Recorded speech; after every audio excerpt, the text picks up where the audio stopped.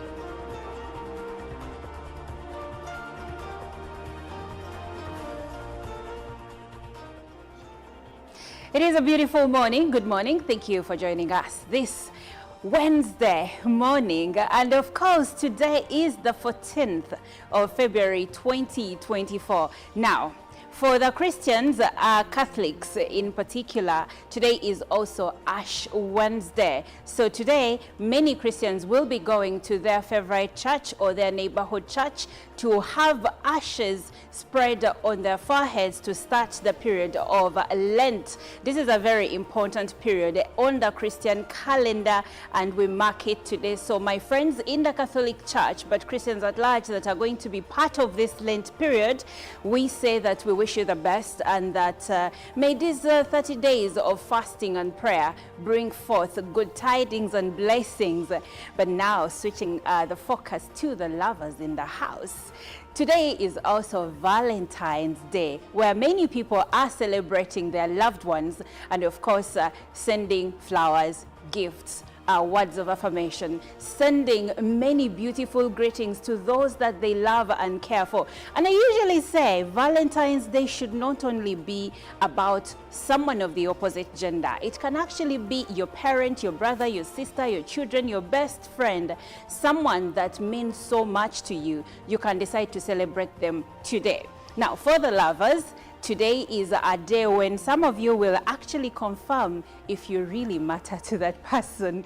But others will confirm that probably they have been all alone all along, and today is the day when we are going to find that out. But I don't want to step on any toes. So if you expecting to find something beautiful today, if you're excited about this day, just keep your expectations on a low, because in the event that your expectations are not fulfilled, we'd like to see you tomorrow happy and okay. We do not want you to go into anything harsh, rush, anything unthought about, because you did not get what you expected today. And speaking about expectations, we will be having a conversation later on our newsreel about unfulfilled expectations and how they can affect your mental health. With that being said, my name is Olive Monica Najuma, and I am with the lovers in the house. Good morning, Jerome Paul. Well, good morning to you, and good morning to you, our dear viewer, wherever you are. And to the Christian fraternity, a happy Lent season that is kicking off today. 40 days of fasting and prayer.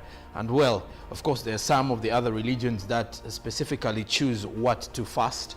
But amongst which it's 40 days, still the time for Good Friday. So a happy Lent period to all of you as we kickstart it off this Wednesday. But besides that, like Monica's mentioned, we are all lovers in here.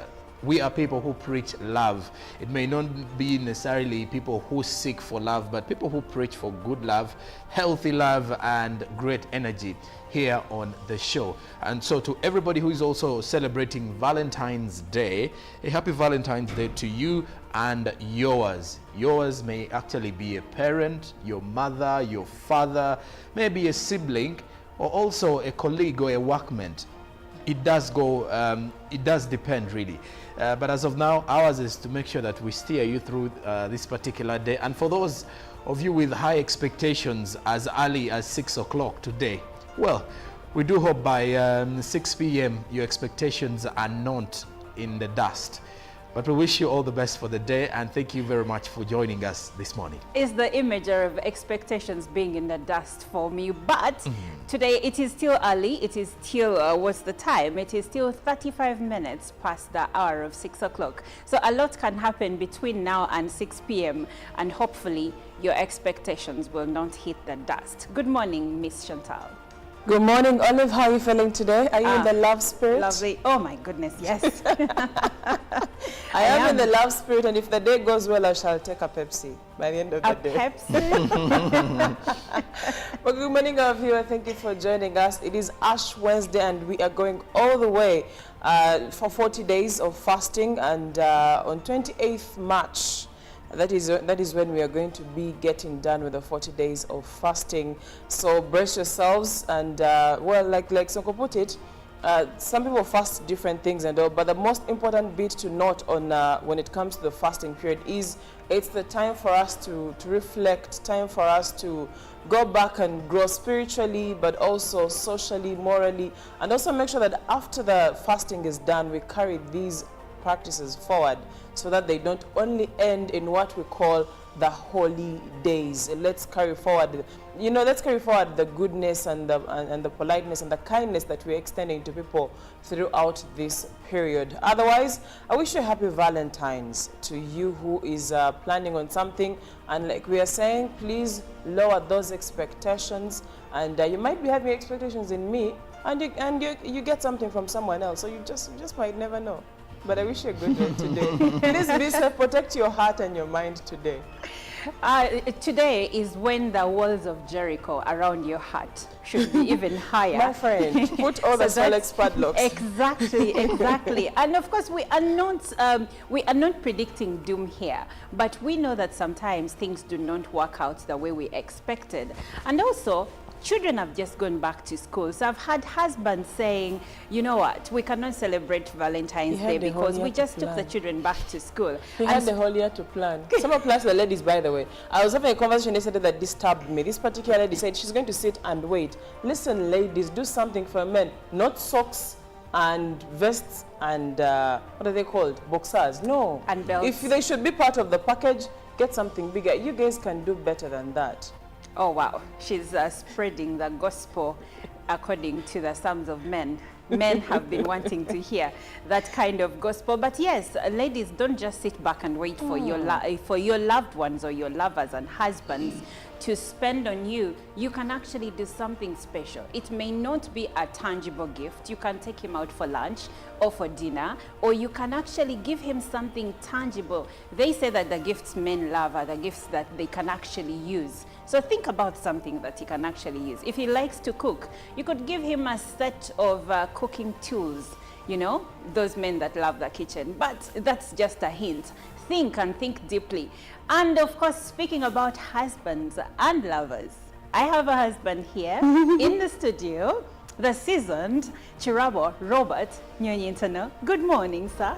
Oh, a lovely morning to you. I love the green you're putting on. Thank you. And today you're not having those colors that reflect love. It was intentional. It was intentional. I even almost put on pink and I was like, Cheryl might call it red. I shall not make the mistake. Because he's colorblind. Well, I hope our viewers are okay. It is Ash Wednesday now. This is a period of 40 days that you deny the body the desires of the flesh, the food and all that, for your spirit to grow. Now we are copying Jesus Christ, the 40 days he had in the wilderness, and he was seeking God. Now it's not all about you not eating certain foods. It's not about you spending some time without food. It is about you drawing closer to God. So if you're in these 40 days, it means you're going to pray, you're going to read your Bible more, you're going to seek God more than before. Otherwise, it loses entire meaning when you just go without food or deny yourself some foods, but you've not found time to go deeper in faith with God. Now, today is also Valentine's Day. And I want to give these lovely flowers to two beautiful women who make my job at UBC every day very special. These two darlings mean a lot to me. Oh, wow, Chirabo. And the other, Thank you so much. waking up in the morning This was thoughtful. with those lovely smiles and they cheer you up. Oh, there and is money. Have you seen you the come money on in here? set. Oh, wow, You come there on is set. money. When you're happy, well, they do a great job. Good morning. Oh, good morning, good morning. Thank you so much, Chirabo, for this beautiful rose. There is money. Someone said if you receive a bouquet and there is no money, that is a vegetable. Oh, wow. So this is a beautiful rose. Thank you, and, Chirabo. Most welcome. wow, Chantal, I'll give you a moment. No, I'm done saying thank you. And this is very thoughtful. Thank you, Chirabo. Much appreciated. Thanks for making work a very interesting place. Dear future husband, Really? Chirabo has showed you how things are supposed to be done. Hopefully, you're also learning, and you will emulate Chirabo later on today. But to the lovers that are watching us, today is a special day, and we wish you the very, very beautiful of it. And speaking of the Lent period that is starting, like Chirabo said, fasting is supposed to bring you closer to God. Fasting does not move God from one place to another, but it takes you to Him. It makes you understand Him. So you read your Bible, you pray, you spend time convening with God and with the Holy Spirit. Otherwise, if you don't do those, then you are just on a hunger strike, and you don't want that. That being said, let's now look into our local news. And we'll begin with the Prime Minister, Robina Nabanja, who has urged local leaders to monitor government programs. She was addressing over 420 local leaders who are undergoing leadership transformational training at the National Leadership Training Institute, NALI, in Changkwanzi. The leaders, who include district councillors, sub-county LC3 chairpersons, drawn from the districts of Mubende, Kakumiro, Hoima, Kasanda, Nakaseke, Kamwenge, and the host Changkwanzi. While officiating at the opening of the training, the Prime Minister Robina Nabanja said that leaders need to be oriented on basic leadership skills for better service delivery. The Prime Minister termed leadership as a journey that must be taken with caution and appealed to the local leaders to take the training seriously, which will help them in service delivery. Members of Parliament from all over the districts said the training will strengthen leadership at grassroots. The Director, National Leadership Training Institute, Changkwanzi, Brigadier Charles Kisembo, urged the trainees that his team impacts knowledge and skills for transformational leadership. The training is organized by the Office of the Prime Minister to ensure leadership roles in socio-economic transformation of the country.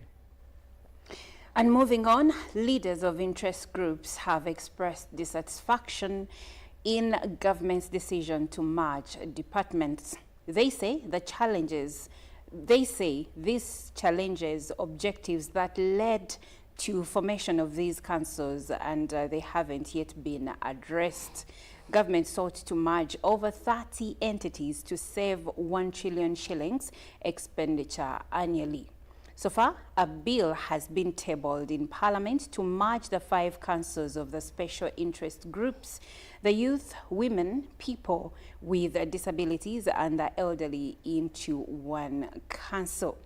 They say government should merge entities that duplicate each other's roles and with much expenditure. They appealed to Parliament and concerned parties for a constitutional review instead of amending some articles, since the Equal Opportunities Commission was created under Article 32 of the Constitution. They claim that matters of human rights and equal opportunities cannot be put together.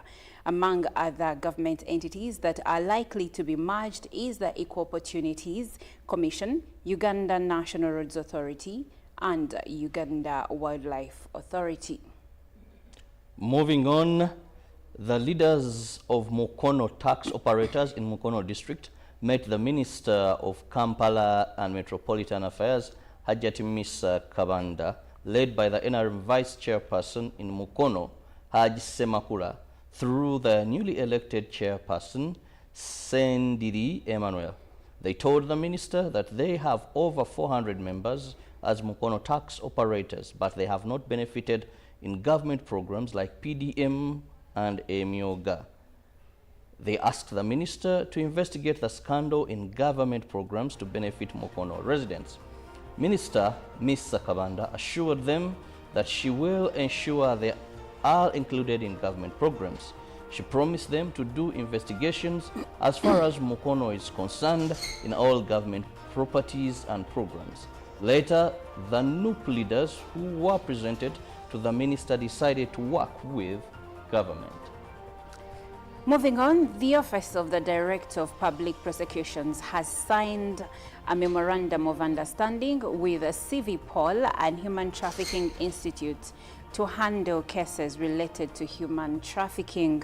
The signing was at the Office of the Director of Public Prosecutions in Kampala. The January 2024 State of Department report shows more than 27 million people are victims of human trafficking due to poverty, oppression, lack of human rights, lack of social or economic opportunity. Most times, cases involving human trafficking tend to be expensive and complicated in prosecution and handling. During the opening of the new law year, President Museveni asked stakeholders in justice law and order sector, law and order sector, to focus on cases involving human trafficking.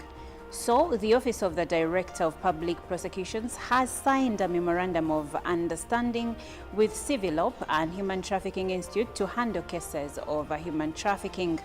The head Director of Public Prosecutions, Justice Jane Francis Abodo, highlights how her office will implement the aims of the memorandum that will help in prosecuting cases of human trafficking. The project coordinator, Marco Buffo, expressed optimism of the project. This project will enhance the handling of human trafficking cases. The earlier project was about standard operating procedures to guide prosecutors in handling cases related to human trafficking. And with that, we now delve into the international news. Now, crossing over internationally, the top UN official warned an Israeli assault on Rafah, Gaza's southernmost city, could lead to a slaughter. Humanitarian Chief Martin Griffiths said Palestinians in Gaza were already suffering an assault that is unparalleled in its intensity, brutality, and scope. The consequences of an invasion of Rafah would be catastrophic, he said. Israeli Prime Minister Benjamin Netanyahu has vowed to defeat Hamas gunmen he says are hiding in the city. In an unusually strong worded statement, Mr. Griffith said over 1 million people were crammed in Rafah, staring death in the face. He said civilians in the city had little food or access to medicine and nowhere safe to go. An Israeli invasion of the city, he added, would leave an already fragile humanitarian operation at death's door. A spokesperson for UN Secretary General Antonio Guterres told the BBC's NewsHour program the UN had not received any Rafah evacuation plans from Israel and would not participate in any forced evacuation. Stefan Dujarric said the United Nations will not be party to any forced displacement of people. And away from that, the United States Senate has passed a $95 billion bill with aid for Ukraine, Israel, and Taiwan. The long-delayed measure won approval from the upper house of Congress early on Tuesday. The legislation will now head to the Republican-controlled House of Representatives, where its chances of becoming law are slim. The bill, which would open a way for the desperately needed funding for Ukraine as it fights Russia's invasion, has been delayed for months by Republican hardliners under the influence of former President Donald Trump. However, the bipartisan push supported by moderates from the party helped it pass in an all-night session in the Democrat-controlled state. The vote saw 22 Republicans voting with Democrats to pass the package 70-29. The bill still faces an uncertain fate with several right-wing Republicans in the House already saying they will block it. They insist that the $61 billion for Ukraine should be spent instead on domestic issues such as border security. Now, coming back to Africa, South Africa says it has asked the World Court to consider whether Israel's plan to extend its offensive in Gaza into the densely populated southern city of Rafah requires additional emergency measures to protect Palestinians. The International Court of Justice last month ordered Israel to take all measures within its power to prevent its troops from committing genocide against Palestinians in the besieged Gaza Strip in a case brought by South Africa. Israel has denied all allegations of genocide in connection with its assault on Gaza and asked the court to reject the case outright, saying it respects international law and has a right to defend itself against Hamas, the group that governs Gaza. And lastly, speaking matters climate, the United Arab Emirates, Azerbaijan and Brazil, former and future hosts of the UN climate summits, are joining forces to push for an international agreement to limit global warming to 1.5 degrees Celsius or 2.7 degrees Fahrenheit. On Tuesday, the UAE's Conference of Parties COP28 presidency said that it would form a troika to focus on ensuring that more ambitious carbon dioxide cutting pledges are made ahead of a deadline at the COP30 summit to be held in 2025 in Brazil. Azerbaijan will host this year's United Nations climate event in November. We cannot afford to lose momentum. We must do everything we can to keep 1.5 degrees Celsius within reach. This was said by Sultan Al Jaber, the Emirati president of last year's negotiations. In 2015, almost 200 governments signed the unprecedented Paris Climate Agreement to phase out fossil fuels in favor of renewable energy in the second half of the century by capping global warming at 1.5 degrees Celsius. And that does it for climate news and what is happening across different parts of the world. Well, thank you, Chantal Olive. Now, Jerome Paul takes us through the press review. We look at the papers from Uganda, Kenya, and Tanzania. Well, from Uganda's perspective, we start off with the new vision, which is highlighting mobile money agents cited in a 3.5 billion shillings fraud. Hundreds of clients' accounts have been hacked as cash withdrawn within 2 hours. More of that report is with the new vision today. Now, you can also read about why Uganda chose Tanzania for oil imports as the oil and gas dream comes closer to 2025. In Mwalimu new UPE plan, how teachers and students stand to benefit. As in the Why Vision did the Molago investigation, read about it. Then fraud over 9,500 to refund 976 million COVID cash. Who are those? Read about it in the new vision. Tea companies speak out on high cost of doing business. More of that is also in the new vision. Then furthermore, Kabaka inspects Kasubi Tomb's works, pictorial of the Kabaka clad in a chisati as he visited the Kasubi tombs. Now also the Daily Monitor, still with the press review locally, step-by-step guide to avoid land fraud. Read about it in the Daily Monitor. Now, in the Home's perspective, the Ovino Mall dispute. Who is to blame?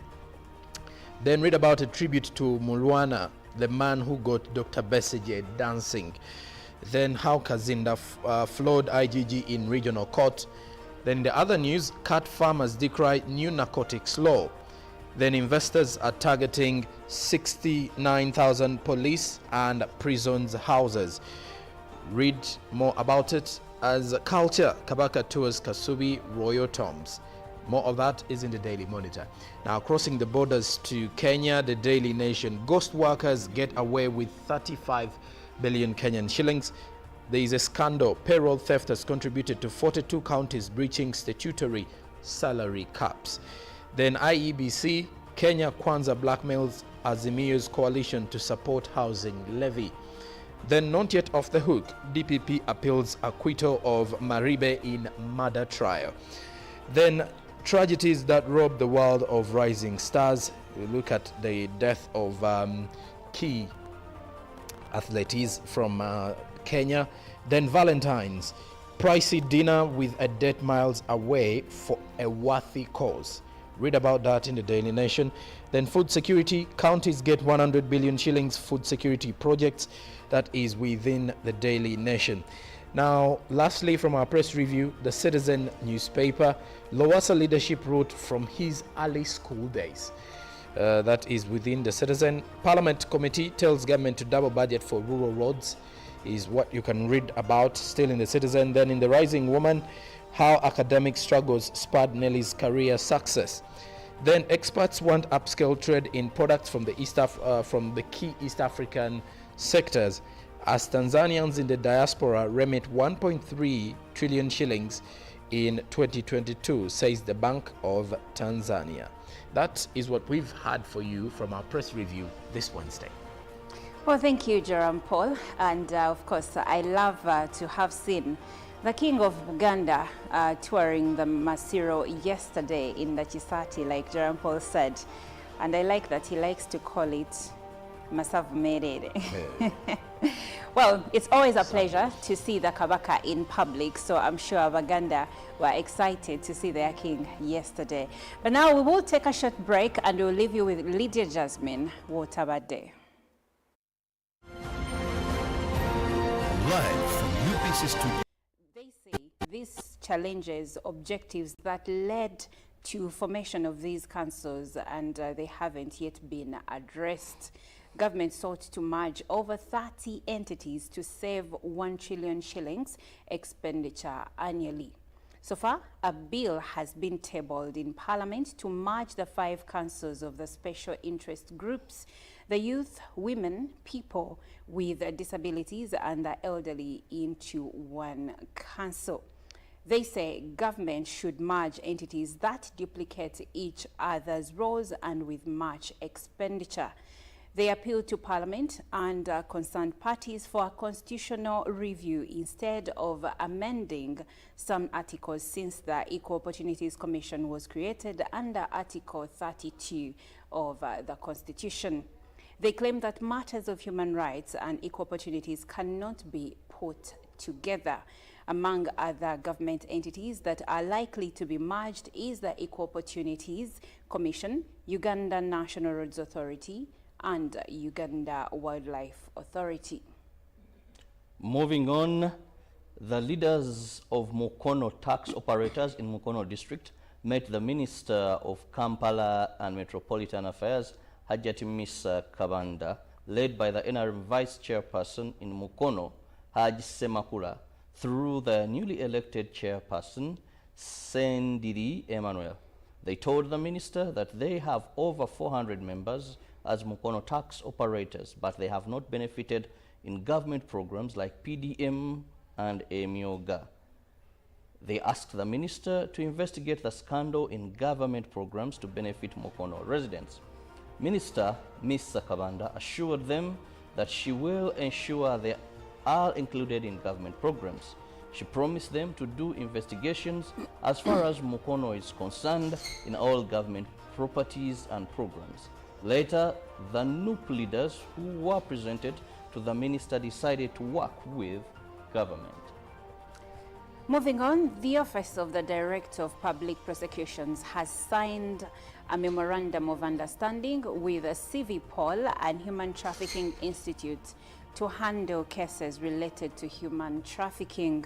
The signing was at the Office of the Director of Public Prosecutions in Kampala. The January 2024 State of Department report shows more than 27 million people are victims of human trafficking due to poverty, oppression, lack of human rights, lack of social or economic opportunity. Most times, cases involving human trafficking tend to be expensive and complicated in prosecution and handling. During the opening of the new law year, President Museveni asked stakeholders in justice, law and order sector, to focus on cases involving human trafficking. So, the Office of the Director of Public Prosecutions has signed a Memorandum of Understanding with Civilop and Human Trafficking Institute to handle cases of human trafficking.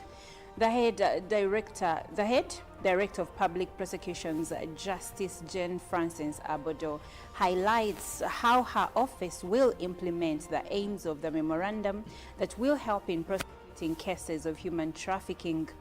The project coordinator, Marco Buffo, expressed optimism of the project. This project will enhance the handling of human trafficking cases. The earlier project was about standard operating procedures to guide prosecutors in handling cases related to human trafficking. And with that, we now delve into the international news. Now, crossing over internationally, the top UN official warned an Israeli assault on Rafah, Gaza's southernmost city, could lead to a slaughter. Humanitarian Chief Martin Griffith said Palestinians in Gaza were already suffering an assault that is unparalleled in its intensity, brutality, and scope.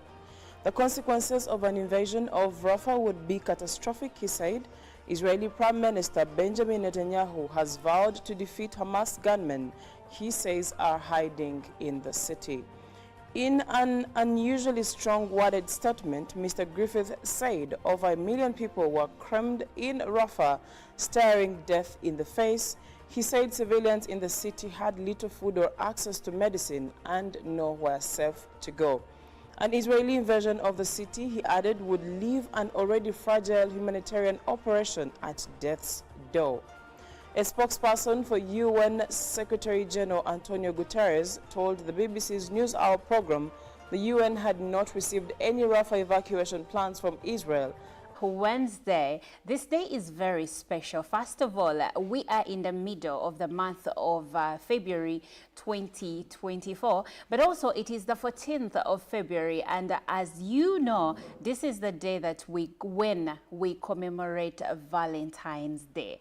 But also this day happens to also coincide with a major day on the Christian calendar, and that is Lent. Yes, the Christian fast begins today up to 28th March, when we will have Good Friday, and then we'll have Easter, and of course call it a day. So Christians are going into prayer and fasting for the next 40 days. It is a very pivotal moment in the Christian fraternity. But we focus now on today, again on the side of love and on the side of lovers. It is a day that many people choose to love on their people. Many people choose to give words of affirmation to the people that they care for and the people that they love, and also give them gifts in form of, for the ladies in most cases, you will see ladies receiving flowers. A walk downtown yesterday showed that in many malls, many people were getting ready. Florists were making money, arranging bouquets upon bouquets, gift hampers. Everyone was getting ready for this day. And of course, we know that with a day like this comes so many expectations. Many promises have been made, and many people are expecting those promises and expectations to be fulfilled today. But speaking about fulfillment and promises and expectations, what really happens in the event that your expectations or promises that have been made to you do not come to pass? How does that affect your mental health? Yes, it is Valentine's Day, but we want to talk matters mental health and see, because even away from Valentine's Day, in most cases, we have all these expectations. Maybe, for instance, the students that just graduated from Makerere University the other week, maybe they're expecting to get jobs right away, the minute you graduate, because that's what we've been told. Go to school, finish your studies, graduate, get a job. So there is a high expectation to join the job market. But what if you do not get the job right away. How does that affect your mental health?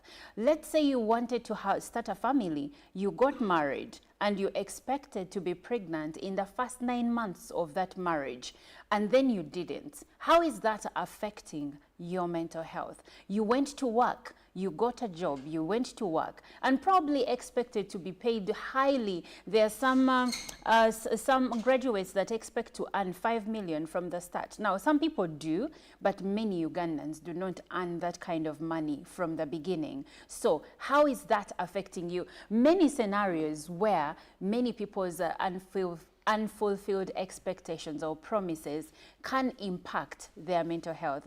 And I'm joined by Claire A. Muga, a mental health specialist, to have this conversation. Good morning and welcome to Good Morning Uganda. Thank you, Olive. Good morning. Well, I'm happy to have you, and dear viewer, this is a conversation you'd like to be a part of. Now, I have mentioned many scenarios where someone's expectations may hit the dust. They become futile, they don't get what they expected.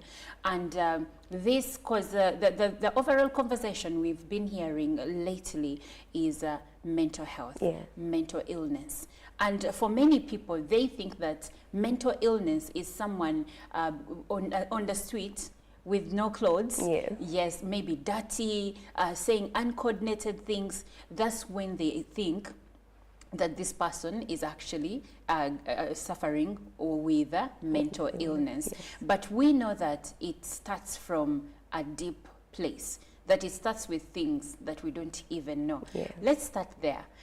When we mention mental illness, what do we mean? And when we say mental health, what do we mean?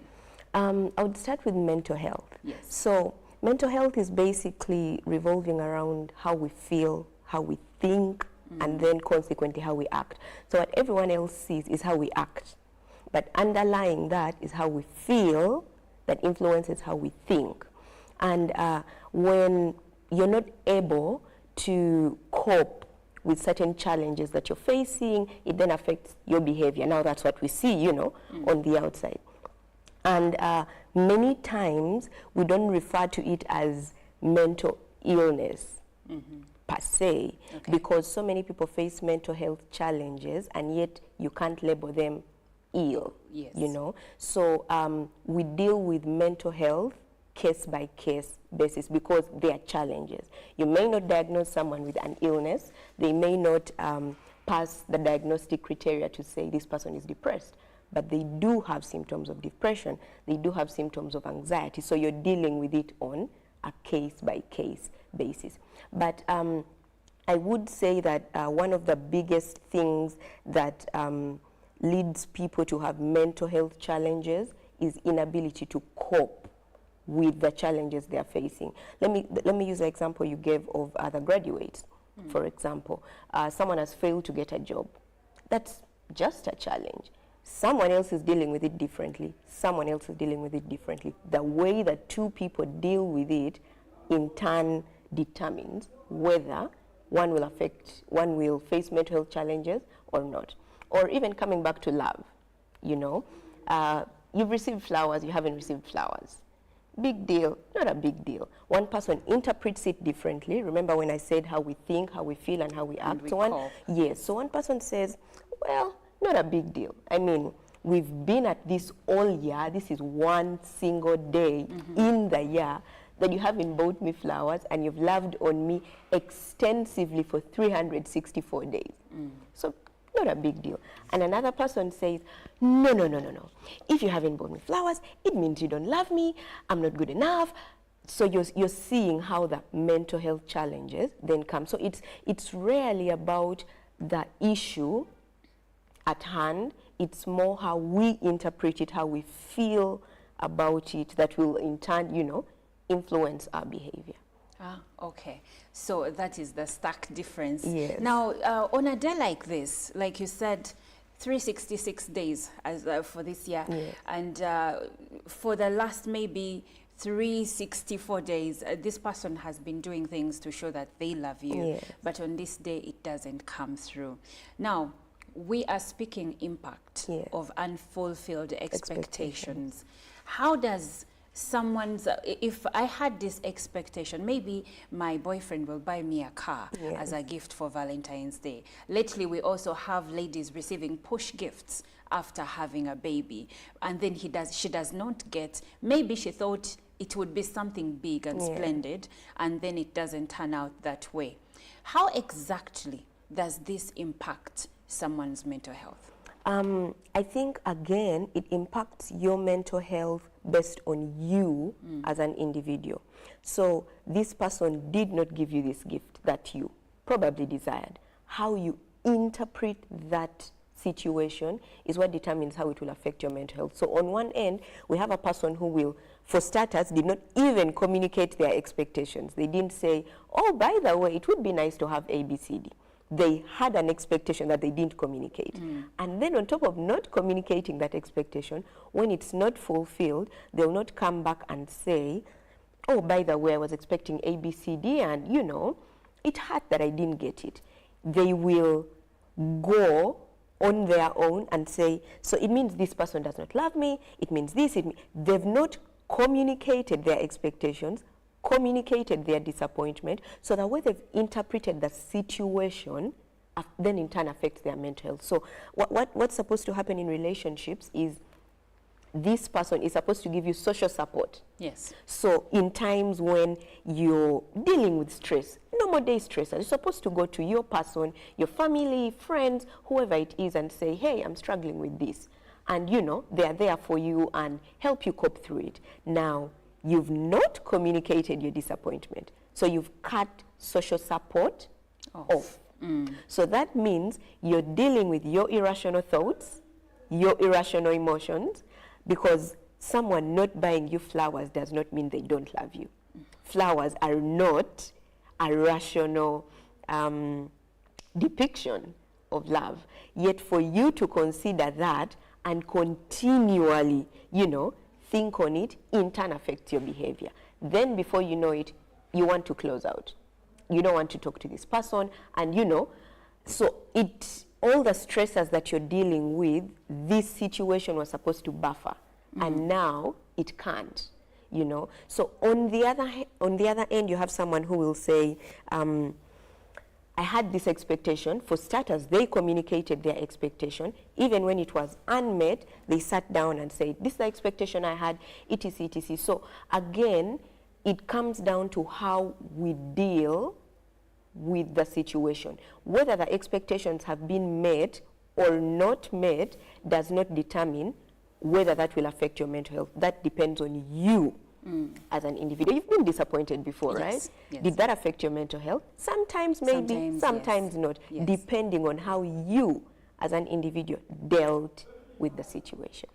All right. Now, speaking about Valentine's Day, it actually, for many people, they know of Valentine's Day as a day of love, a day to celebrate romance. But actually, it originated as a Christian feast day honoring a martyr named Valentine. Yes. So it started as a Christian feast day, and still, by the way, in the Catholic Church, it is still celebrated as a day of remembering Saint Valentine. But also now it has become a commercial day, and of course a day where many people celebrate romance. So that's when we get to see the flowers that people are buying and the gifts, and of course the high expectations from different players who expect something from one person to another. Then we have the gentlemen saying, please do not buy us ties, do not buy us belts and wallets and boxers. We need tires and things like that. So we came from it being a Christian day, which is still being recognized in the Christian fraternity, and of course to now people commercializing it as a day when different people celebrate love. But we, speaking about celebrating love, we look at the impact of unfulfilled expectations on someone's mental health. And as Claire A. Muga, that has joined me today, says, it is sometimes just about how you handle the disappointments. Some people will cope differently, and other people might end up with a mental health challenge. Now, you've mentioned that we have challenges and then we have illness. What are some of the symptoms sometimes that, for instance, I will still go back to, I have expectations, maybe I thought I would advance in my career, and at a certain point at my age and in my career, I should be at a given level. Or I thought I would have children by age this, and I don't. And these things are now really weighing me down to a degree that probably I can't think forward. I cannot see life beyond those things that I expected, and now I am stuck. Is this the point where it might now be advancing from a mental health challenge to a mental illness or a symptom? So I would say that for something to be diagnosed as a mental illness per se, it has to be affecting your behavior in different settings. Yes. So at school, for example, at work, and then at home. So if you're withdrawn at home, we could say maybe there is a problem at home. But if you're withdrawn at home, you're withdrawn at school, you're withdrawn in the workplace, so in different settings you're exhibiting the same symptoms, the same behavior, then it's a challenge because it affects how you relate. Your behavior is affecting your contribution to community, how you relate with society. Then, so whatever symptom it is, if it is, say, depression, and you're having insomnia, and you can't sleep. So many people can't sleep. It seems like it's almost a normal thing in this, fast-paced environment. But when it starts to affect your work, and you can't concentrate, then you say something is wrong. Then it's also affecting something at home, and, you're making a meal, and things are not shifting the way, then you say, something is wrong. Then, when it comes to school as well, you can't concentrate, then you say something is wrong. So for it to be termed, or for a symptom to be, to qualify, it has to affect you in different settings, because different settings affect you differently. So we can't just say because at home you're not sleeping. No, it could be because everyone is noisy. So if it's affecting you at the workplace, then we'll say, something is wrong. Then it's affecting you in this other environment, then, so whatever symptom it is, but also as well, different mental illnesses, so to speak, they have different diagnostic criteria. So for one specific illness, we could say, depression. Let's use depression. You will have to have a specific number of symptoms within a specific number of days or a specific period of time in different settings. So if your symptoms are, I don't sleep, I'm fatigued, I have very little interest in work or school or, anything like that, and maybe I'm having suicidal thoughts. And that is affecting you at home, in the workplace, at school, or, in 3 different settings. And then it's also affecting you for a specific period of time, then that can be diagnosed as mild depression or something like that. So again, that for me would mean we can't diagnose mental illness. It has to be diagnosed by a practitioner. You can't go to Google and say, oh yeah, I couldn't sleep last night. Because we will experience symptoms. I mean, you get a headache. That doesn't mean you have malaria. You have to get diagnosed. And the doctor will say, based on A, B, C, D, E, F, G, you have malaria. So one of the things we deal with in mental health today is self-diagnosis. Because everyone thinks they have everyone faces mental health challenges, but not everyone is depressed.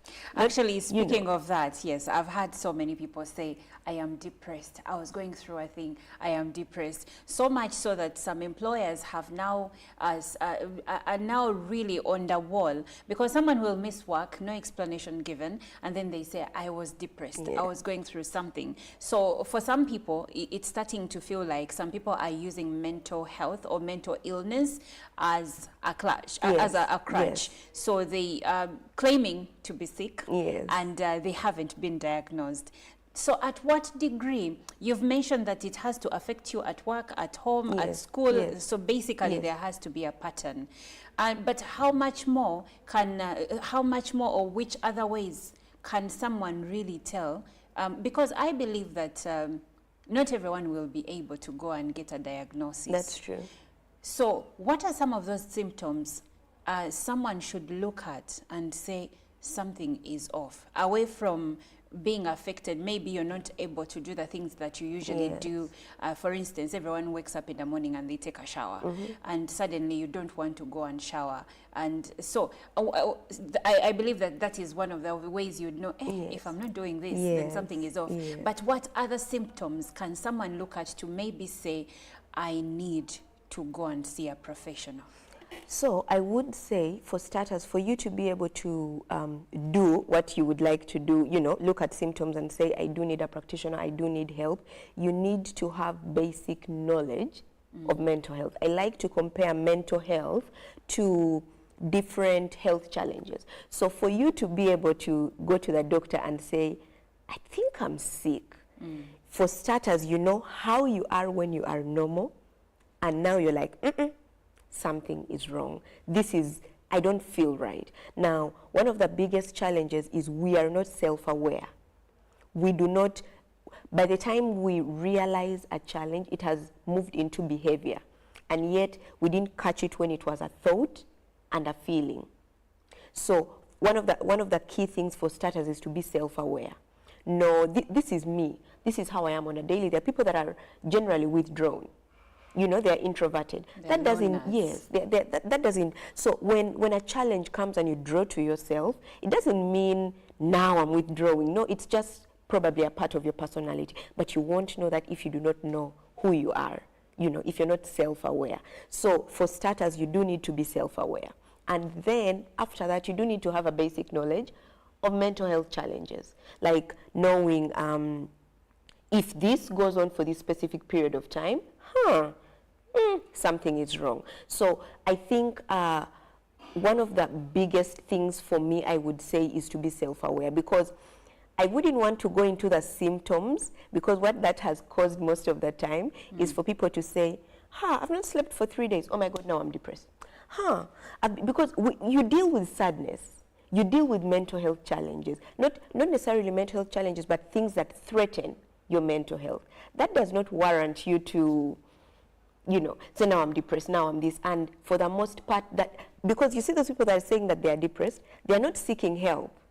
They just want to say, I'm depressed, and feel, yeah, I'm depressed, guys, I can't come to work. Take a day off. That's what they want. They are not saying, I'm depressed, I need help. Because if you're depressed and you need help, you don't die with the depression. You will call someone. But most of the time, it gives us a sense of vulnerability, and it makes us feel like we can't take responsibility. It makes us feel like our challenges are too big for us. So it gives us like a safe haven of sorts that is, you know, not really safe. So I would say, for starters, is to be self-aware. No, this is me. You know, this is how I deal with challenges. This is what I do. This, and now when something is off, then you can talk to someone. Then you're able to say, I've been dealing with this challenge for 3 months now. You know, this person broke up with me. It's now been 3 months. I think I should have moved on, but I don't think I have, because you know yourself. You know that, you know, something like that. Well, as I'm listening to you, now I'm thinking about that lady that wakes up in the morning, goes to the market to fend for her children. She's going through a lot of things in her life, and probably she has mental health challenges, but the belief, especially in the Black community and here in Africa, is that we do not have time to be depressed. We do not have time to say mental health. We do not have time for that. And also there is the misconception that, for instance, someone who is schizophrenic, that they are mad. People don't understand that that is actually an illness. So for someone who is probably watching you right before she's taking her cup of tea, right before she goes to the market, how exactly can you convince them that, by the way, even you can actually struggle with mental health challenges? Because most people think these are white people problems. Yes. I would say society has changed. The way we lived back then buffered mental health challenges.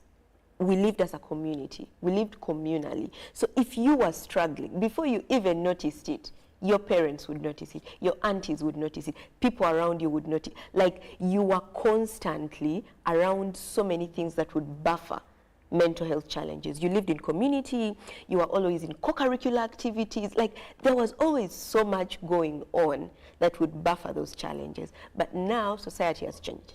So many of us are spending time on our phones. That lady that is going to the market, when last did she see her friend? When last did she see her relatives? When last was she in an environment where she could just be free and laugh? She will tell you maybe at Christmas, once a year. So all those are how society has changed to, not very intentionally, but the way society has changed puts us at a bigger risk for mental health challenges. So just because it has changed means you can face mental health challenges. Wherever you are. And there is this issue, and it's normally with parents, especially the mothers, because they are usually the primary nurturers and caretakers. And sometimes the way, have you ever seen someone punishing a child, and you feel like the wrath they are meting upon this child and the words they are saying do not really fit the crime that has been committed. Where do you think that comes from? I would say that comes from two things. These people, or our parents, or some parents, were taught a certain way. So discipline for them means this.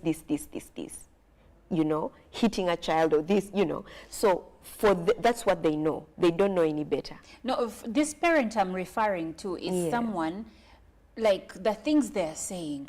For instance, you'll hear mom saying, your father didn't do this, I do this, I do this. Is this someone that is saying this because they are trying to set you right, or they are putting their frustrations and challenges in the wrong place? Yes, I would say they are putting their frustrations and challenges in the wrong place, yes, but they are doing so because that's what they know to do. That's what their parents did for them, you know. So it's like something that's continuing, you know, and for many of them, they don't realize how this affects people's mental health, because one of the things you'll realize is the way we grow up, for the most part, ends up becoming a foundation for how we deal with challenges. So what will happen is either that child will in the future have to stand up to this and say, no, this is not right, or a few years down the road, they will do the same, you know, to their child as well. So they're basically, I think, let me just say something small about it, because that mother is facing a challenge, a stressor, something that is disturbing them. You know, there is a trigger. Yes, there is a trigger. But the bigger thing is something that happens so much for so many of us right now is we use a lot of defense mechanisms. We don't deal with the problem we are supposed to be dealing with. So what is killing that mother is your father is not providing this and this and this and this. But what they are putting the anger on is the child. And that sort of makes them feel like the anger has been released. But the anger hasn't really been released because it's not intended for that child. And what will happen is 2-3 days later, you'll be triggered again. And then the same thing will keep happening. So you're not dealing with the cause, which is the same thing that when we're talking about Valentine's Day. So many people use today as a scapegoat to try and show that their relationships are perfect. One single day. You had 364, 365 days to work on things and make them beautiful, but you didn't. But somehow, if this person buys you flowers, or this girl buys you, it will be a sign that things are fine. Is that true? Not really. And of course, with that, Miss Claire A. Muga is a coach, author, and founder at Evimero Leadership Academy. We've been speaking matters mental health and how unfulfilled expectations can impact your mental health. Now, Claire said that in most cases, you're not dealing with a mental illness, you're dealing with a mental health challenge, and how you respond to it is what matters. So how are you responding to some of the triggers? You didn't get flowers. How are you going to respond to that? You might choose to take the high road and not let this define you or your relationship. But if you do choose to let it take you down, a dark space, maybe this is when you're going to now find yourself in a really terrible situation that can actually now result into something deeper as far as your mental health is concerned. Unfortunately, we can't go any further, but thank you so much for being a part of Good Morning Uganda. And thank you so much, Claire, for speaking with us. Thank you for having me. And I me. hope to have you again. I will be glad because to mental come. health is something that we really need to delve Yes, deeper we do. and deeper Yes, into. we do. Yes, we do. Well, Good Morning Uganda continues. We'll be right back.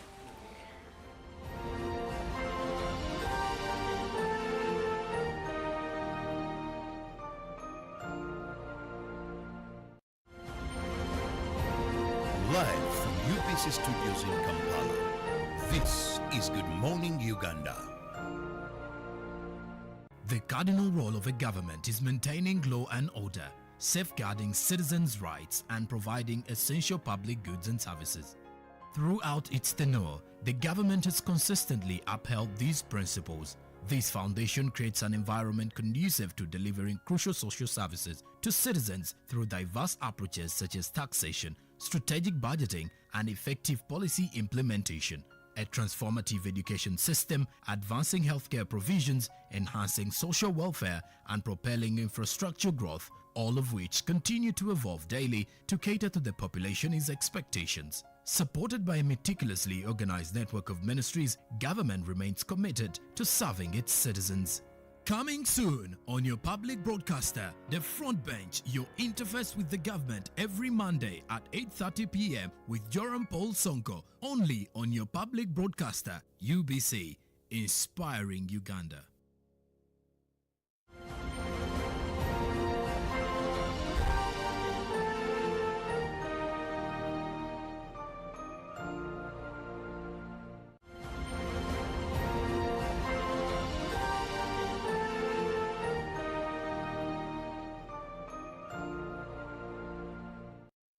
Welcome back to the GMU Tourism Express. We are still in Wake and having that experiential tourism, like getting so close to the wildlife, getting so close to the different species that call Wake a beautiful haven.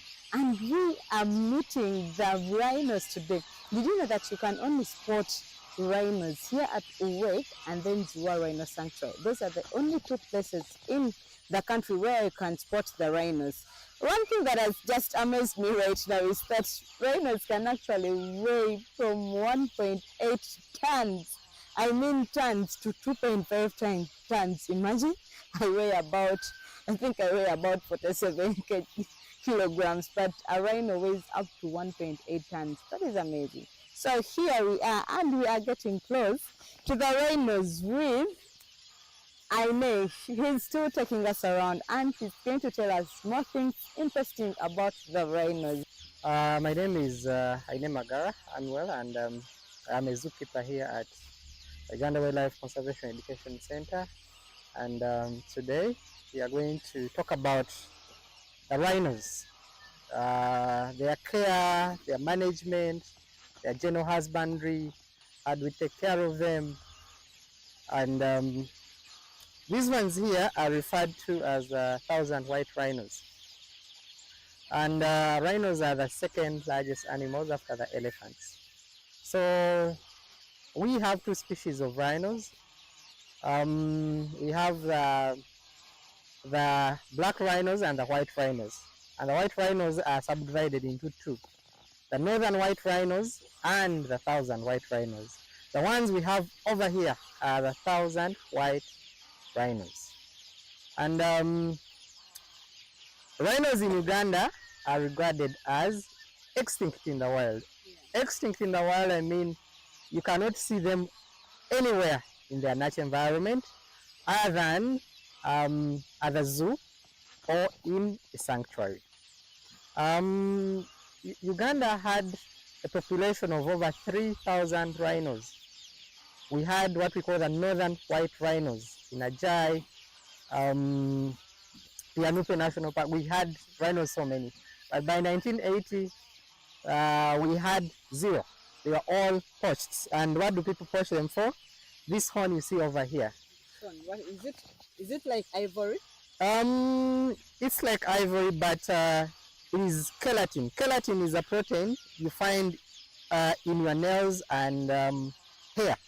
So it literally doesn't cure anything, but people kill this whole huge animal only to get This one. yes, only this horn, which is basically for traditional medicine, but scientifically doesn't cure anything. Aine, first question. Yes. Because you know that most of the species that you have here, you've attained them from somewhere. Where did you get the rhinos? These ones were specifically from a sanctuary in Kenya. It was the same batch that went to Ziwa Rhino Sanctuary. They came in 2000. So how old is this? They have been here for the last 24 years.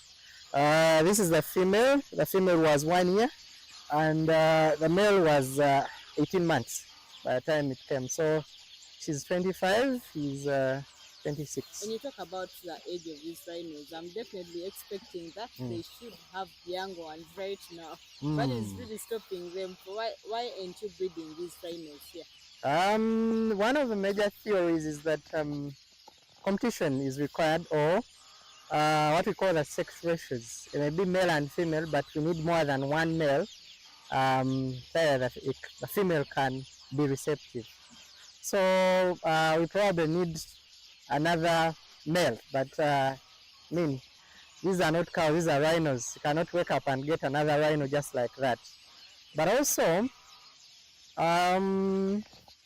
one of the major mandates to why these rhinos came here was conservation education.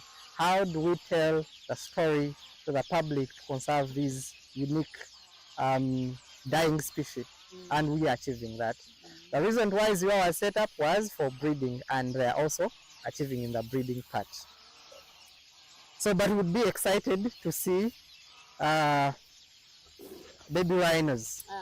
What do you see apart from this dry grass? What else do you feed them on? Rhinos are grazers. They feed on grass, basically short grass. That's why probably you see tall grass in their enclosure. They feed on short grass.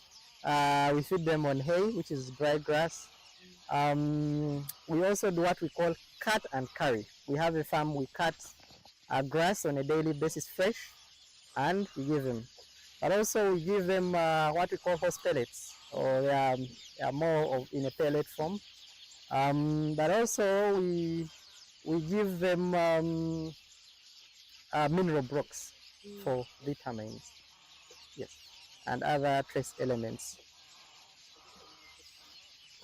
What are some of the challenges? Okay, maybe when you talk about maybe the rate at which they fall sick, how do you treat them? The veterinary part of these rhinos, how do you treat them? How do you take care of them when they fall sick? These rhinos have quite a very good immunity. I have not seen them get serious ill to put them down, but they get some injuries. They usually fight with each other, so some of the wounds are aggressive wounds. So we usually have oxytetravet, which is an antibiotic for wounds. Maybe some discharges from the eyes, and you get eye drops for them. Yeah. How do you apply like now the eye drops? But he's very close. I can get very close to her. She doesn't fight back? No. You see? So if you can get that close, and also these rhinos don't sleep here, they sleep in the holdings. So there is like a walkway where they pass, which is small, so you can, in case of any intervention, you can apply the wound spray, the eye drops, whichever veterinary intervention you want to carry out. I've seen you mixing some of the grazers together, species that graze together. Why are there other species in these specific paddocks rhinos? Probably as a result of probably space and the feeding requirements. But if we had probably much bigger land, we'd mix them with some of the grazers. But they don't have any issues with other grazers? No. So as they have their space, they are okay. Everyone will remain in their space.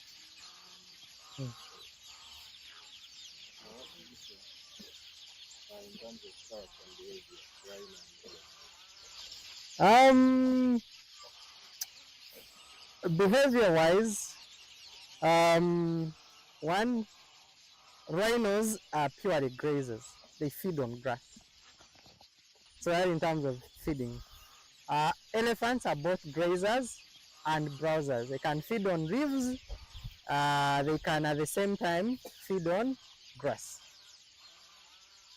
Tip I give to the visitors and the clients that are coming to see these animals have feelings as well.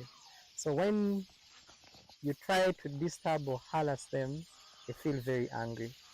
When you find lions sleeping, please, they like sleeping, let them sleep. Don't throw stones and empty bottles at them. Just respect them, look at them, appreciate them without you harassing them.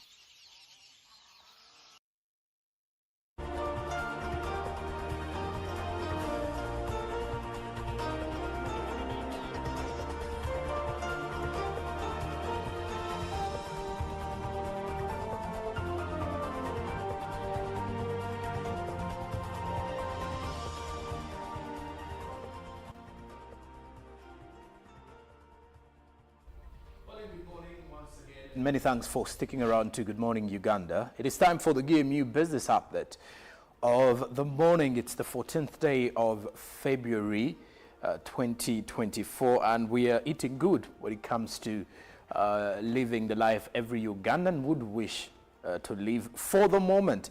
But well, for those of you who are yet to meet up with your New Year's aspirations as of now, well, be hopeful. Nonetheless, as the year continues, you will be able to achieve not so many, but ideally something that is worth celebrating. But besides that, we kick it off with the financial stability, as Uganda's journey to a cashless economy seems to be on track by the look of things. If you're to draw back to the COVID-19 times when many businesses were now going online, and that led to people buying or making transactions using mobile money or the cashless wallets available on different platforms. Now, when you look at this, the central bank has registered an increased uptake of the cashless economy usage in the country. Speaking during the third Financial Stability Symposium, the Executive Director Supervision at the Bank of Uganda, that is Dr. Tumubwine Twinemanzi, further noted that the value of transactions using debt cards, the debit cards payments rather, has increased by 9.1% as of December 2023. Uganda has experienced a significant increase in digital payment channels.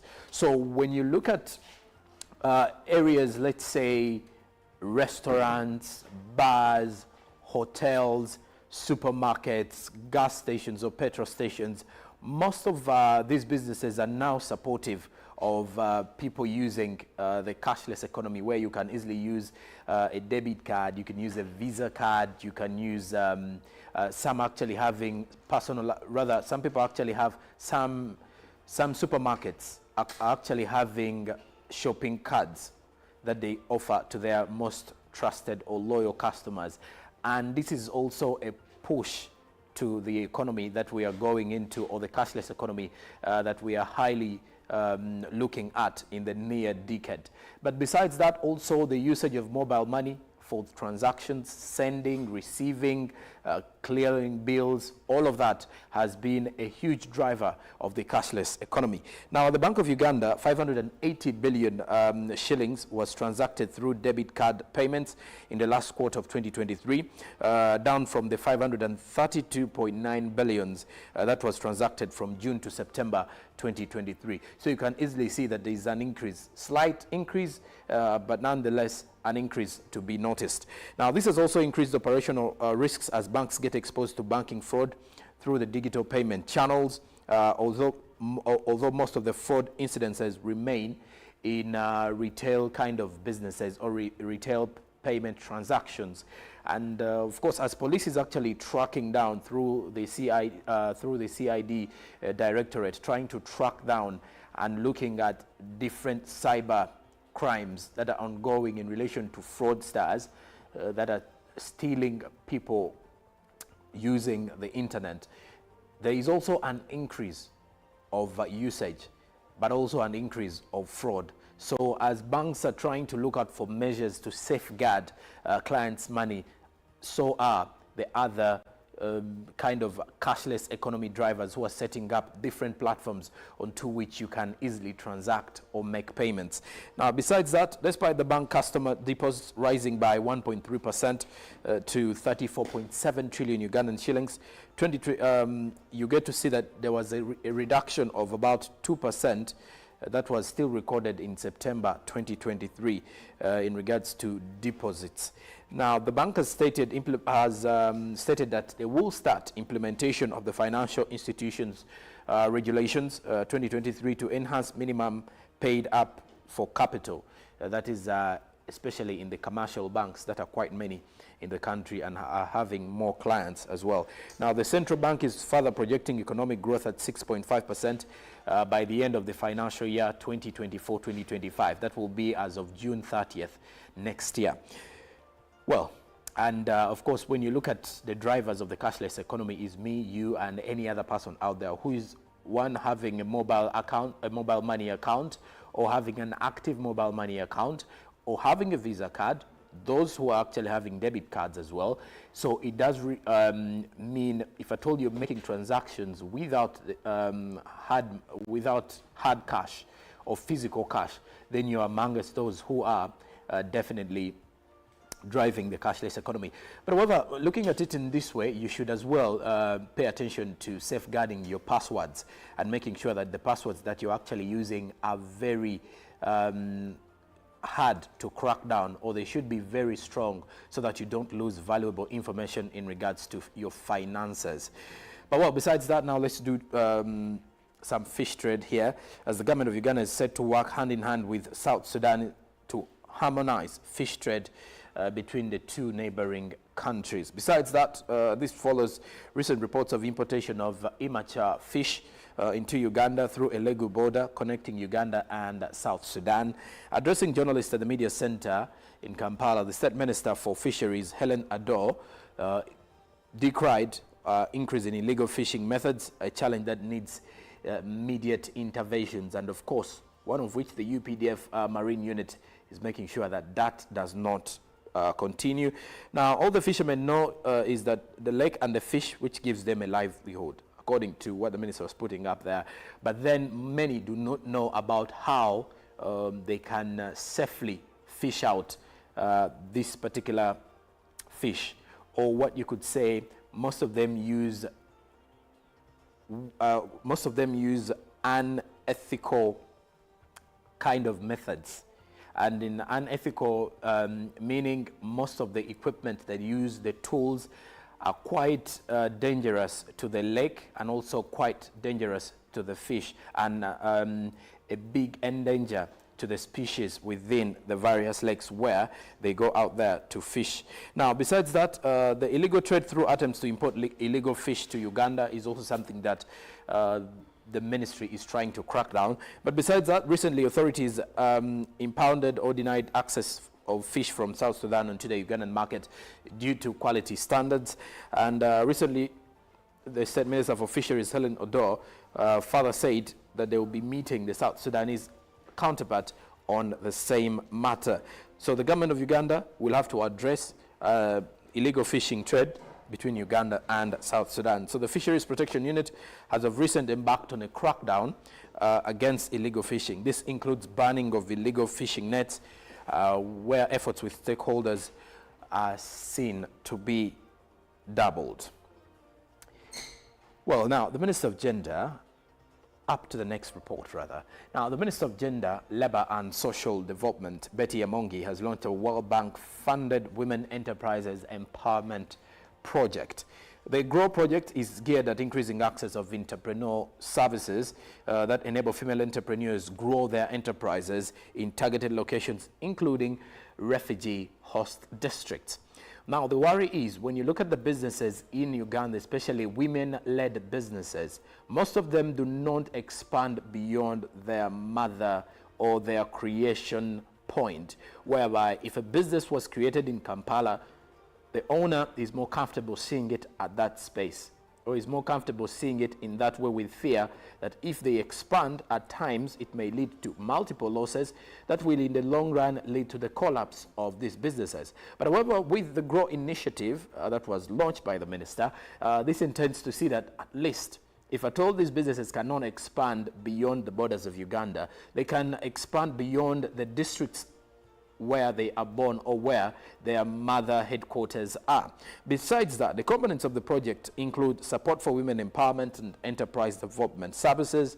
There is also access to finance for women entrepreneurs, enabling infrastructure and facilities for women enterprise growth and program management, policy innovation and innovation generation, part of which will help these women grow and see their businesses continue to prevail without further struggles, especially when it comes to small and medium-sized enterprises. Now, the 4-year project that will be rolled out across the country targets over 30,000 women, 30,000 women in business, or 30,000 women-owned enterprises, and at least 180,000 female entrepreneurs. Well, lastly, from our world of business, we look at the Ministry of ICT and National Guidance that has signed a 3-year memorandum of understanding with MasterCard. Now, this is aimed at stepping up digital solutions through developing secure and trusted digital platforms tailored for driving inclusive growth. Well, the State Minister for ICT and National Guidance, Honorable Kabyanga Godfrey, says that this partnership is a strategic plan and a strategic step to consolidate government's quest to unlock new opportunities for shared growth, especially through ICT. As Minister Kabyanga Godfrey says, the Memorandum of Understanding between the ICT Ministry and the MasterCard will support penetration of digital payments across borders and across all the sectors of the country.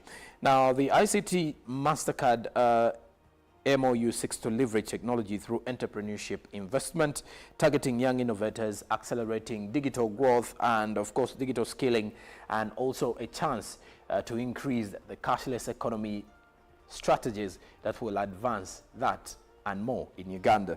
Now, the country manager MasterCard, Victor Ndlovu, says that the Memorandum of Understanding will safeguard Uganda's digital payment systems, foster digital infrastructure, innovation, and further expand Ugandan businesses. Well, now, as we close it up fully, we look at the Forex market. Close of business 13th February 2024, courtesy of the Bank of Uganda. How were the different currencies faring?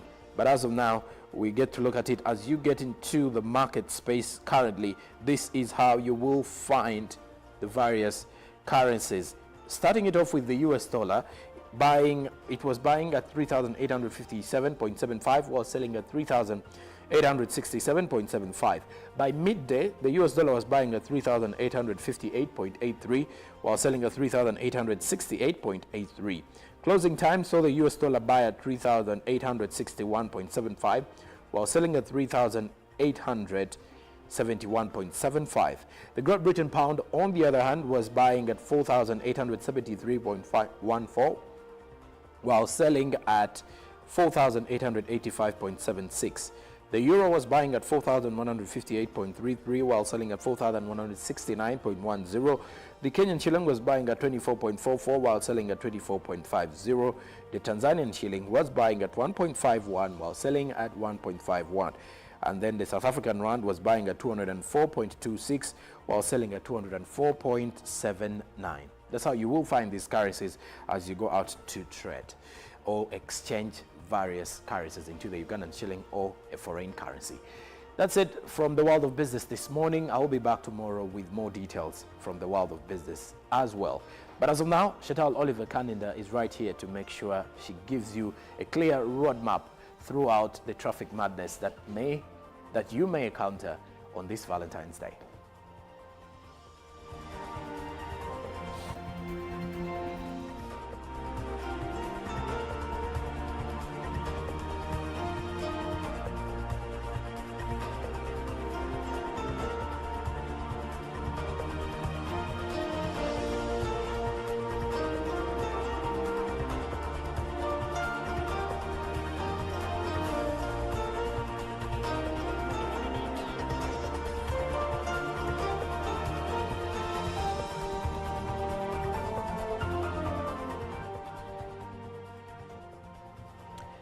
With the traffic updates this morning, my name is Chantal Olive Akaninda, just here to make sure that you get the perfect route or the best route that you can use as you're trying to make your way to town. Now, we may not go through all the routes, but we'll try to look for the biggest percentage of people and which routes they use if you are trying to make your way to town. Now, at this moment, I am at the Chisasi roundabout trying to see which route do I use to make my way to town. Now, if you are coming from Bukoto Chisasi Road, and this is the part that has the Kayaga road connection, you will be headed for some slow traffic as you're trying to make your way to the roundabout. Now, at the roundabout, if you are trying to continue on the Bukoto Chisasi Road, which is the road that we're going to be taking today, you seem to be able to move, but some holdups in the middle there. However, when I look at Bahai Road, and this is the road now that takes me down to the Chisasi junction, that has the junction that takes you to Chanja, to Kulambiro, and further into Nti, and that takes you to Ntinda Chisasi Road, you are headed for slow traffic, but nothing to be scared of, because usually the orange line or the yellow line indicates that much as there is a number of cars on that route, you are able to move.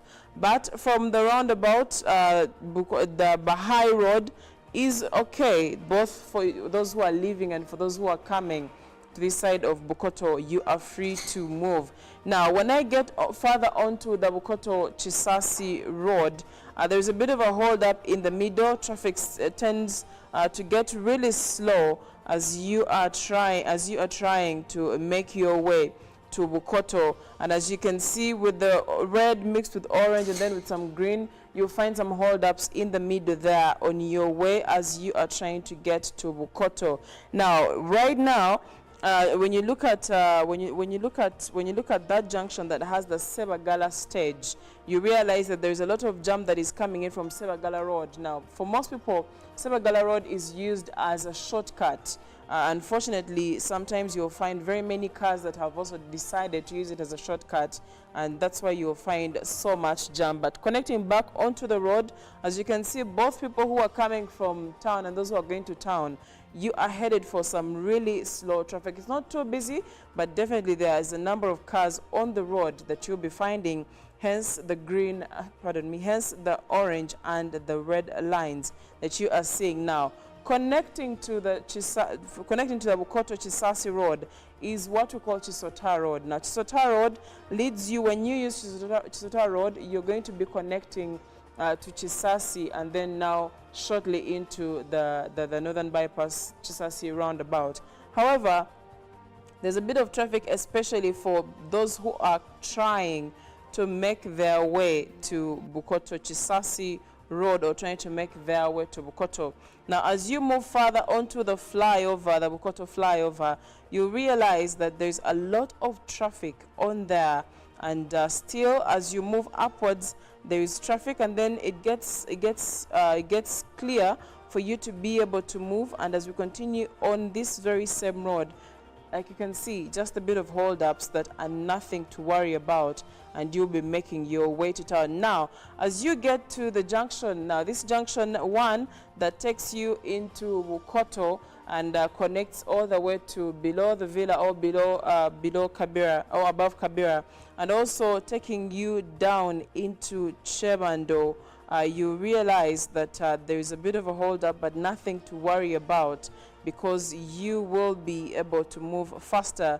And as you're trying to make your way further into what we call Bukoto Chisalo Road, you'll find no traffic, so you are able to move. So if you're trying to connect to Naguru, I would advise you take this route because there is no jam inside here until you make your way when you're trying to make your way to Naguru. Now, when we proceed, you realize that there's a bit of hold-ups in the middle as you're trying to make your way to the lights, the first Bukoto lights. As you can see, that is what they call the Kabira traffic lights, Kabira stage traffic lights. That is why you'll be finding, of course, people who are coming from Ntinda, coming from Nigeria, coming from Chiwatule, and all the other places that connect to this road. People who are coming from Chanja, Chisasi, also joining onto this road, trying to make their way to town. Now, the good news is Chira Road is free, both for you who is coming to town and you who is getting out of town, trying to make your way to the other parts out of town. Now, you realize that Chira Road is okay for you to move until you are closing into the Chira Road lights. That is why you'll find, of course, some slow traffic, and definitely that is caused by the traffic lights, especially for you who is trying to make your way to town. Now, onto Lugogo bypass, as you can see, you are free to move. However, for those who are coming from Lugogo bypass, trying to make their way up to Chira Road, going all the way in Tinda, Chisasi, Chanja, and those who are trying to make to continue on the Chira Road that brings you to Kamocha, there's a bit of a hold up, as you can see, when you are getting to the traffic lights. However, after that, you are free to move. But also, you who is coming from town and still using Chira Road from Kamocha, if you're coming from Kamocha, still on Chira Road, you'll find a bit of a hold up close to the traffic lights. But after that, the road is free. You are able to move until you reach the junction that will be taking you, the junction that is near Ruby's Kamocha. That is why you'll be finding some traffic, and usually that junction has a lot of traffic for people who are getting into Kanjocha and Bukoto Street, for those who are going down into Kamocha, and then those who are proceeding further to town. That is why you'll be finding a bit of jam, and it's usually caused by the drivers that do not know when to let who pass. Looks like everyone is always in a rush to get out or to move. That is why you find confusion on that junction. Short of that, you'll be able to move properly until you are now closing into Acacia side. And as you can see, when you're trying to get to Acacia side, when you're coming to town, you'll realize that there is a bit of traffic. Not too much, but closing into that junction on there, the junction that has CTO, that has that takes you to Mawanda Road, but also the junction that also has Kayunga Stage. You'll find that when you are coming to town, there is traffic on there. But if you are coming from town using the Chira Road, trying to make your way to the other parts of town, the other parts of out of town, you find that there is slow movement, but you are able to move. Now, onto the Acacia Avenue, as you can see, you are free to move. The John Babiha Road is free usually, and I think at this time it's because most of the parents have already taken their children to school. You realize that traffic seems to be moving quite well when it comes to Acacia Avenue and Acacia Place, just in case you decide to take that route. But if you proceed on the Chira Road trying to make your way to town Mulago side, you are also free to move, as you can see. And well, you find that traffic is not as bad, and like I earlier on told you, it's probably because most of the people have been up early trying to take their children to school. By 8 a.m. most of the kids have to be in school, or 7:30 the kids have to be at school. So that is why most of these roads do not have traffic. But for the evening, I can assure you, before it's 9 p.m, if you want to get on the road, please have enough fuel for your car. Well, that does it for our traffic updates this morning. In case you're trying to make your way to town, now you know which part to use, but relatively you seem to be okay to move for you to be able to get to your workplace. My name is Chantal. Thank you for tuning in. And coming up is Good Morning Uganda Agenda with Robert Chirabo Nyunyintana.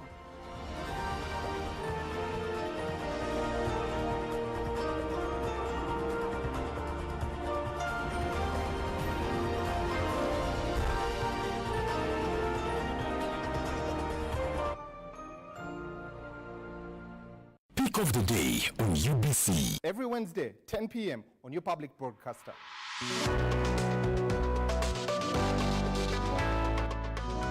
Was brought to you by MTN Momo Pay is the easy way to pay. Dial star 165 star 3 hash or use the MTN Momo app. You don't need cash. MTN Momo Pay is safe and free.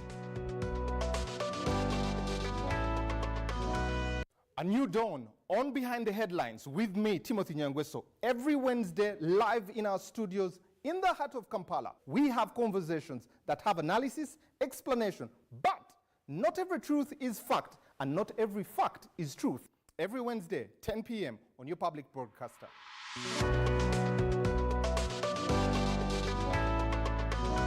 All on your public broadcaster, UBC, inspiring Uganda. The cardinal role of a government is maintaining law and order, safeguarding citizens' rights and providing essential public goods and services. Throughout its tenure, the government has consistently upheld these principles. This foundation creates an environment conducive to delivering crucial social services to citizens through diverse approaches such as taxation, strategic budgeting, and effective policy implementation. A transformative education system, advancing healthcare provisions, enhancing social welfare, and propelling infrastructure growth, all of which continue to evolve daily to cater to the population's expectations. Supported by a meticulously organized network of ministries, government remains committed to serving its citizens. Coming soon on your public broadcaster, The Front Bench, your interface with the government every Monday at 8:30 p.m. with Joram Paul Sonko, only on your public broadcaster, UBC, inspiring Uganda. Junko. Yo. Wachiko. Check the shopping man. What's your secret? Uganda, haven't you heard of the parish development model PDM? Yes, I did, but I thought it was just a talk. No, it is real. I and a few friends together formed a circle, accessed money from the PDM, invested in a poultry project, and now things are moving. Junko. I thought I was one of your friends. You are. But you left me behind. I didn't leave you in poverty. What you do, just visit your LC2 chairperson and your parish chief and start the process of economic transformation. Just like that. The parish development model is an initiative from the government of Uganda through the Ministry of Local Government designed to transform all lives of Ugandans for the better. PDM, my parish, my development, my life. UBC is the national public broadcaster. We educate, inform, entertain, and inspire our audiences. You can watch us on free-to-air channel 001, DSTV channel 282, GoTV channel 371, Star Times channel 201, Zuku TV channel 20, and Azam TV channel 350. Even when your subscription expires, you can still watch UBC for free on your pay TV platforms. 107.3 Kampala, 96.9 Mbale, 95.7 Jinja, 98.6 Soroti. You are all covered.